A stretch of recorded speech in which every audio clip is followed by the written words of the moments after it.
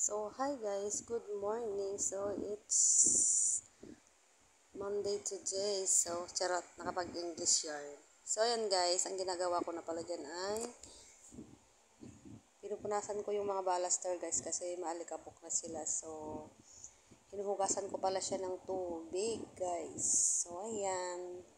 For the linis-linis muna ang person dyan guys. So, panibagong araw, panibagong pag-asa at panibagong sabak na naman tayo sa trabaho guys. So, hanggang sa labas yan guys ay tawag dito. Inano ko siya ng tubig guys para matanggal yung mga dumi. So, ayan. Samahan nyo muna ako guys. Maglinis muna tayo.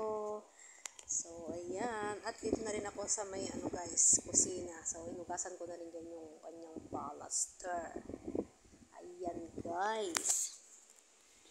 So, alam mo ba yung pakiramdam guys? Alam nyo ba guys yung pakiramdam na pagod ka na pero hindi bawal kang sumuko dahil kailangan mo nang magtrabaho. So, ayan. Inising ko pa dun sa... At dito nga guys ay si nanay guys. Nagtatawag na siya. So, ayan. Ito muna yung malamig na tubig. Tayo sa kanya. Paniguan ko muna siya guys. Saka natin tuloy yung ginagawa natin. So, ayan. So, ayan guys. Bago nga pala maligo si nanay dyan guys ay pinagupitan niya muna ang kanyang hair dahil mahaba na raw. Kala mo naman ang haba-habang liit-liit na nga lang. So, natatawa ko sa kanya guys. Mahaba na daw siya. Sabi niya. Hala siya. Ang liit-liit nga ng buhok niya. So, ang ginawa ko guys, pinagbigyan ko na lang siya guys. Ginupitan ko na lang siya kahit hindi ako marunong. So, ayan guys. Enjoy naman siya. Nag-enjoy siya sa gupit ko. Charing. So, ayan guys. Ginupitan ko na siya para naman mahinto na lang siya. Charot. So, ayan. At pinagpapawisan ako dyan guys. So, ayan. Tapos na tayo guys. Muna kami ni nanay. Ayan. Update ko kayo mamaya guys.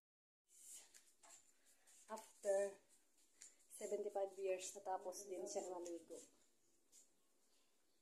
Yung yan? Kapi mo. Wun, bagi ni Manong Philip. Tara na, may gagawin pa ako. At ito na nga guys, andito na kami sa loob ng kwarto ni nanay. So, bibihisan ko na lang siya guys. So, ayan. Ayan guys. Tulungan ko siyang magbihis guys kasi pag napagod siya guys ay hihingalin ba siya yun. So, ayan. Ayan, tapos na maligo ang happy. Ingkuan.